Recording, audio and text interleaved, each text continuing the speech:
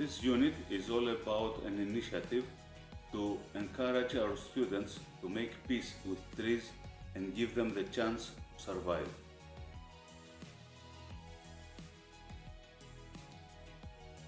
The students like very much to do something new in their lessons because they could make a new analyzer for the trees and to see if a tree is alive or not. And for this they could use coding. They also made entire device with many sensors, and they were very happy when they saw the device is finished and it's working.